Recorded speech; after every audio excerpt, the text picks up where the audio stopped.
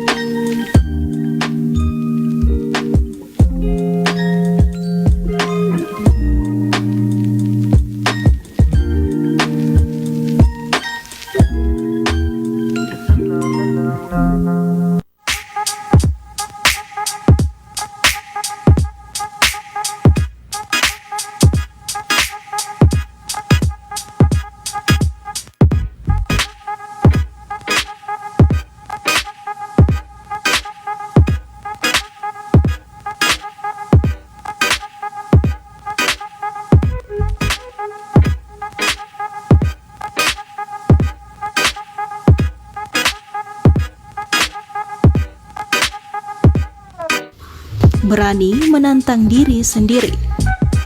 Seorang pengusaha harus siap menghadapi tantangan di dalam dirinya sendiri maupun di lingkungannya. Terlebih dahulu, Anda harus menantang diri sendiri sehingga mendorong untuk tetap bersemangat dalam menghadapi perkembangan yang terjadi. Seorang pengusaha harus gesit dalam mencari tantangan berikutnya untuk menghadapi apa yang menjadi visi Anda. Lakukan karena passion. Banyak yang bermula dari hobi kini menjadi tempat usahanya. Inilah karena semua yang dilakukan berdasarkan kesenangan akan terasa lebih ringan dan bisa menjadi sebuah cara yang tepat untuk memulai bisnis Anda. Pilihlah passion Anda, baik di bidang teknologi, fashion, ataupun kuliner, sehingga bisa mendalami bisnis yang Anda mulai. Contohnya, jika Anda menyukai kopi dan memiliki pengetahuan lebih, kenapa tidak mencoba untuk memulai bisnis kedai kopi sendiri? Dengan passion, pengusaha tidak akan pernah lelah untuk bekerja berjam-jam dan masih bersemangat untuk mendapatkan ide-ide bisnis kreatif baru yang tidak pernah Anda bayangkan sebelumnya. Berani mengambil resiko. Seorang pengusaha harus berani mengambil resiko sehingga berkeinginan untuk mendapatkan hal-hal yang baru di dalam hidupnya. Mengambil keputusan dengan mempertimbangkan resiko terkecil dari pilihannya adalah hal yang perlu Anda biasakan, dan ini merupakan salah satu cara untuk menjadi pengusaha sukses. Sehingga calon pengusaha dapat ditentukan dari cara pandangnya menyelesaikan masalah. Pengusaha sukses itu percaya diri. Calon pengusaha sukses dapat dilihat dari gestur tubuhnya. Saat Anda berkenalan pertama kalinya, ia sangat percaya diri. Kemampuan ini juga akan meningkatkan intuisi yang bergantung pada kebijakan dalam mengambil keputusan. Percaya akan kemampuan diri Anda akan menghilangkan rasa ketidakpastian yang seringkali menjadi ketakutan pengusaha di awal memulai berwirausaha. Ingat, Anda harus yakin dengan kemampuan Anda, pengalaman dan ilmu yang Anda miliki.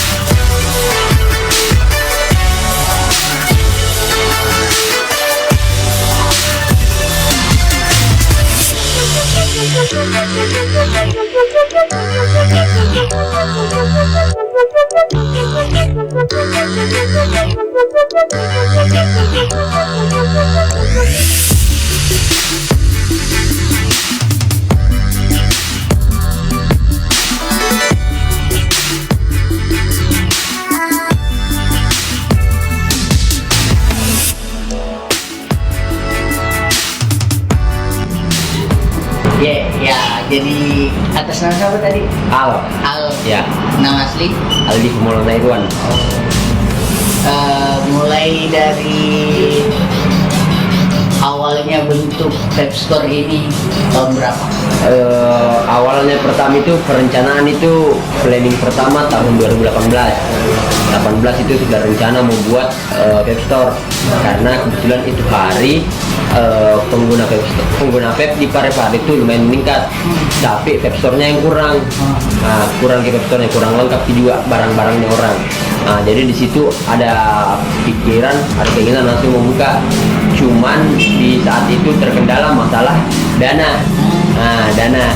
Jadi diusahakan lagi dan baru bisa terbuka di tahun 2020 kemarin. Ya. Terus sekarang perkembangan pasarnya dari yang awal buka sampai sekarang bagaimana? Alhamdulillah saya buka kurang lebih hampir 1 tahun, dan alhamdulillah itu pengguna vape, terus penjualannya itu alhamdulillah meningkat lah, ada peningkatan tuh, karena situasi pandemi juga sudah mulai membaik, jadi pengguna itu sudah lumayan kembali lagi yang pakai vape gitu. Jadi waktu pandemi berdampak juga? Berdampak sekali. Sangat dari segi apa? Berdampak sekali, banyak sekali dampaknya. Yang pertama itu dari pengguna itu banyak yang berhenti kemarin, banyak yang vakum pas pandemi itu, karena makan saja susah, bagaimana mau beli liquid ada. Terus ada lagi yang pakai cuman jarang hemat sih cara pemakaiannya lagi tuh, diminimalisir lagi cara pemakaian liquidnya. Jadi kalau masalah penjualan itu drop, turun drastis. Ini apa produknya, isinya apa saja? Kalau produk itu banyak sekali produk di dalam dunia vape. Yang pertama device-nya sendiri. Device-nya itu terbagi 3. Ada yang namanya mod, ada namanya pot, ada namanya pot mod. Kalau orang zaman sekarang itu rata-rata pakainya pot atau pot mod. Dia itu penggunaannya simple lagi, kecil, terus tidak ribet nih ganti-ganti kapas, ganti-ganti kawat.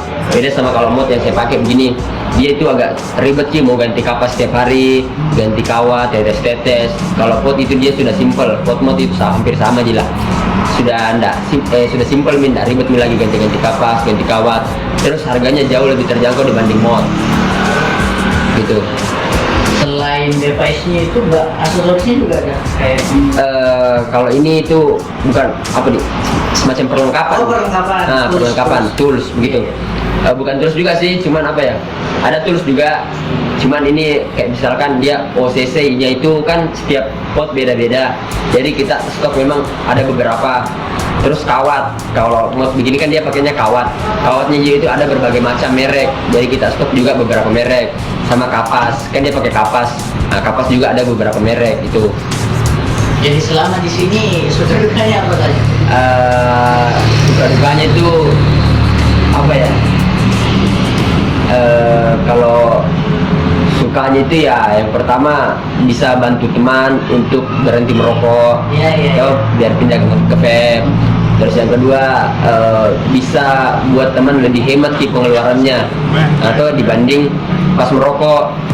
Nah, terus dukanya itu begini nih saat pandemi kayak kemarin. Nah, dukanya terus itu juga apa ya? Dukanya itu susah untuk tarik orang untuk nge-vape. Terus dukanya itu banyak juga orang yang beranggapan kalau vape itu narkoba, vape itu bahaya, meledak lah apalah yang seperti itu. Gitu yang duka-dukanya lah. Tapi kalau di penikmat vape ini kan ada berbagai macam orang. Ya. Ada yang cuma main skill, ada yang memang mau rasanya anunya ya. Itu sama seperti apa alasannya orang nge-vape tuh? Ya. Nah, alasannya orang nge-vape itu yang kalau yang saya tahu itu ada dua. Yang pertama karena style, yang kedua karena mau berhenti merokok atau hemat. Nah, style tuh karena mungkin anggapannya anak muda kalau dia nge-vape itu terlihat lebih cool begitu, lebih keren tuh. Karena mungkin banyak uapnya dibanding daripada rokok. Terus alasan yang kedua itu mungkin untuk orang-orang tua lah. Yang pertama mungkin dia hemat tuh, karena misalkan ada orang yang merokok habis 2 bungkus satu hari, bisa kita bilang 50.000 lah satu hari. Sedangkan kalau liquid kita beli 100 atau 200.000 per botol, bisa kita pakai ya 2 minggu lah paling cepat, itu 10 hari sampai 2 minggu. Itu sudah sangat cepat itu pemakaiannya. Dan mungkin kalau bapak-bapak biasa itu apa tidak disuka ke bau rokoknya sama istrinya.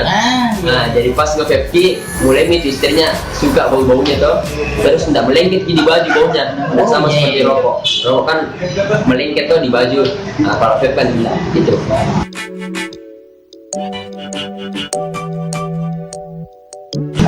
Kalau harapan kedepannya sih pasti berharap vape itu makin panjang lah kedepannya tuh, makin diminati banyak orang dan bisa menjadi lebih baik lah di matanya orang-orang. Itu.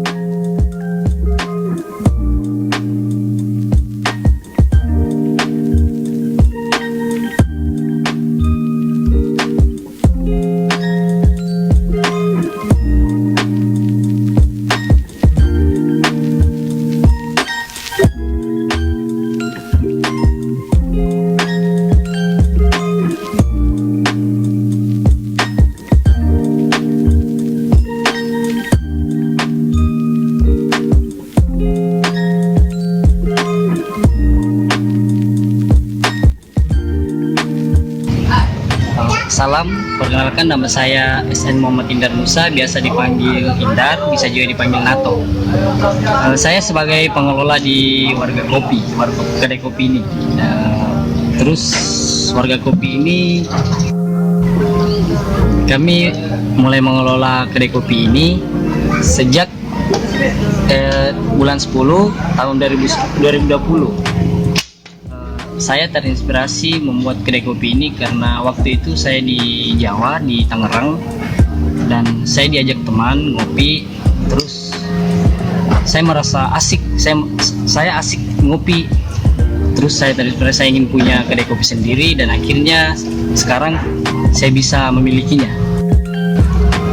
Suka dukanya kami membangun kedai kopi ini, ya begitu, kami berbenturan dengan masa pandemi, awal pandemi. Jadi selain daripada tantangan untuk membangun kedai kopi kami, yaitu tadi berbenturan dengan awalnya pandemi, peraturan-peraturan yang sangat sulit untuk diterima, dan kita harus menerima itu. Itulah tantangan yang sangat berat untuk kami. Sukanya ya kami menikmatinya, kami menikmati kopi, dan kami bergaul dan selalu menemukan orang baru, dan itu saya merasakan perbedaan pada saat saya membangun dan menjalani. Dan saya bisa menikmati hasil dari perjuangan kami bisa merasakan memang ada perbedaan, dan kenikmatan itu luar biasa. Pandemi cepat berlalu dan semua kembali normal. Semoga warga kopi bisa memberikan warna dan kebahagiaan untuk pecinta kopi di daerah Parepare. Terima kasih.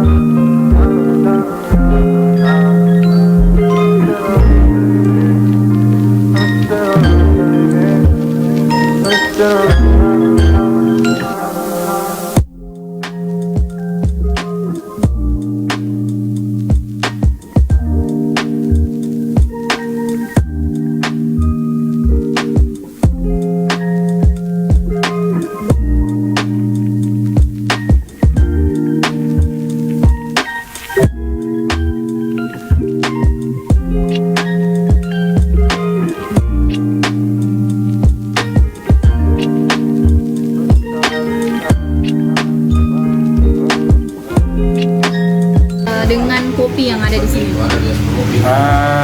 Kopi di sini enak, makanya di sini sebenarnya sudah punya pelanggan tetap ya, dan juga memang jadi pilihan kalau di Parepare.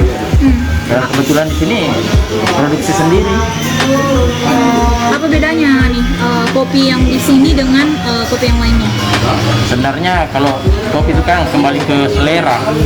Nah, dan juga kalau sepengetahuan saya bahwa ada touching atau sentuhan dari baristanya, walaupun kopinya sama, ya itulah mungkin ada yang pakai cinta kali ya.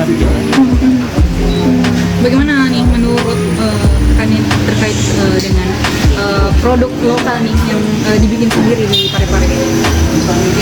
saya apresiasi yang kayak gitu, karena apa, menurut saya itu positif sekali. Dan kita tidak, apalagi khususnya lokal, kita tidak perlu jauh-jauh. Kalau di sini ada yang bagus, ada yang enak, kenapa mesti cari yang jauh-jauh?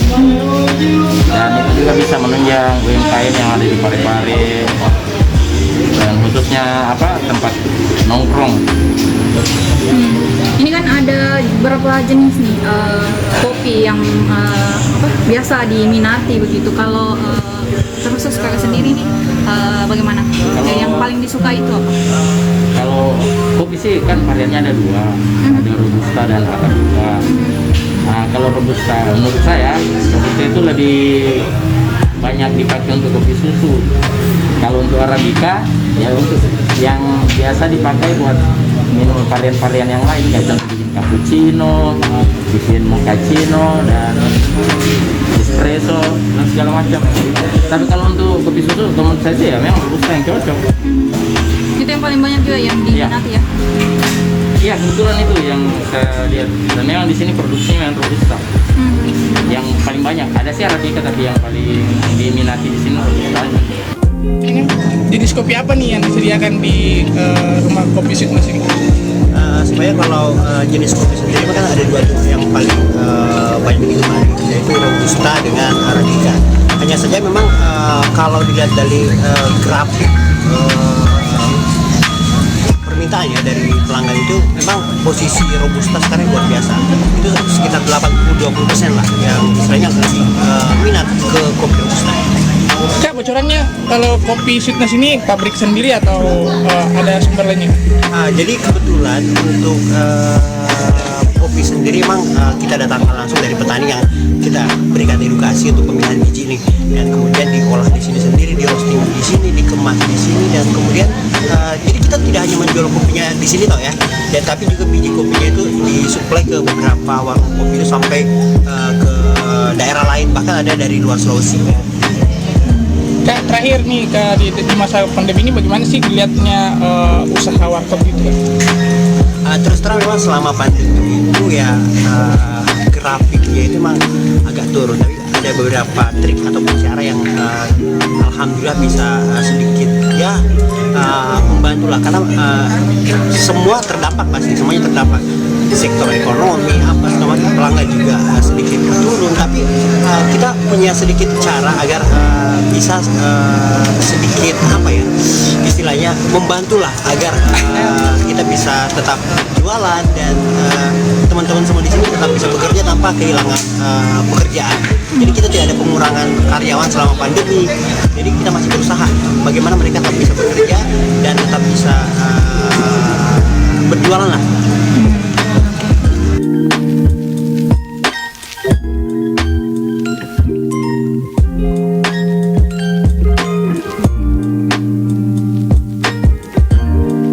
Kuliner.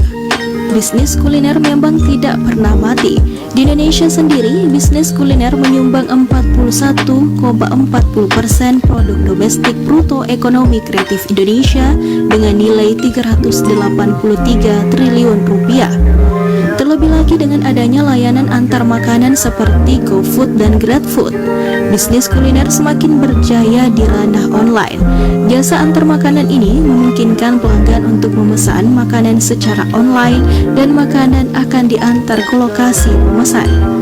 Dengan memanfaatkan layanan antar makanan online, Anda memudahkan mereka yang sibuk atau tidak bisa pergi langsung ke toko. Layanan online sendiri sudah bekerja sama dengan lebih dari 100.000 partner yang 80% diantaranya adalah usaha kecil menengah. Bagi Anda yang ingin memulai usaha kecil menengah di bidang kuliner, bekerja sama dengan layanan antar makanan online adalah sebuah keharusan. Dengan begitu, usaha kuliner Anda bisa lebih banyak mendapatkan pelanggan secara online. Furniture. Bisnis furniture memang belum sepopuler jenis bisnis lainnya di dunia maya. Kini pelanggan tidak harus mengunjungi toko secara langsung untuk membeli furniture yang diinginkannya. Pelanggan bisa melihat furniture yang ingin dibelinya secara online dan membelinya secara online juga. Atau pelanggan pun bisa melihat furniture secara online dan membelinya di toko. Bagi yang ingin memulai usaha kecil menengah di bidang ini, Anda harus memulai memasarkannya secara online. Anda bisa membuat website toko online furniture sendiri dan bekerja sama dengan marketplace khusus furniture. Jasa foto dan video. Jasa foto dan video juga perlu dipertimbangkan untuk dijadikan usaha kecil menengah Anda. Meskipun sekarang hampir semua orang bisa mengakses kamera, belum tentu bisa menghasilkan foto dan video yang bagus. Biasanya jasa foto dan video ramai dicari untuk mendokumentasikan momen-momen penting seperti prewedding, pernikahan, wisuda, ulang tahun, atau anniversary. Untuk foto pernikahan sendiri sudah memiliki popularitas di Instagram melalui hashtag wedding photography. Mengelola usaha kecil dengan bantuan teknologi. Seperti yang sudah disebutkan sebelumnya, usaha kecil menengah merupakan sektor ekonomi yang menggerakkan perekonomian Indonesia, khususnya di kota Parepare. Sebagai salah satu penggerak utama ekonomi Indonesia, pemilik usaha kecil menengah harus melek terhadap perkembangan teknologi karena besar pengaruhnya terhadap bisnis. Teknologi mengubah cara hidup manusia, termasuk di dalamnya cara berbisnis. Kini, Indonesia memasuki era evolusi industri 4.0, di mana semua mesin dihubungkan melalui sistem internet atau disebut juga sebagai revolusi digital. Semua industri harus siap menghadapi revolusi industri ini, tidak terkecuali usaha kecil menengah. Agar bisa tetap bertahan dalam persaingan era revolusi digital, usaha kecil menengah harus menerapkan teknologi terbaru. Sayangnya, kesadaran terhadap pentingnya teknologi terhadap bisnis UMKM belum disadari oleh semua pemilik usaha kecil menengah di Indonesia. Berdasarkan laporan CNN Indonesia, baru 20% pemilik usaha kecil menengah yang mengutamakan penerapan teknologi informasi di bisnisnya.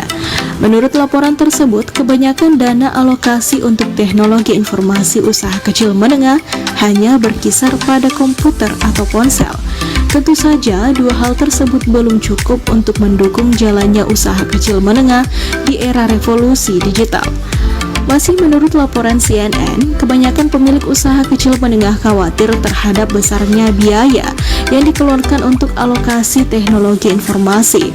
Padahal, tidak semua perangkat teknologi informasi perlu mengeluarkan biaya. Tersedia banyak alat gratis yang bisa digunakan pemilik usaha kecil menengah untuk keberlangsungan bisnisnya. Dari aplikasi untuk mengelola website hingga aplikasi laporan keuangan. Beberapa perangkat teknologi informasi memang membutuhkan biaya, namun pemilik bisnis UKM harus menyadari bahwa dana yang dikeluarkan untuk investasi di bidang teknologi informasi mampu membuat pengelolaan usaha kecil menengah semakin mudah, efektif, dan efisien sehingga dapat meningkatkan keuntungan.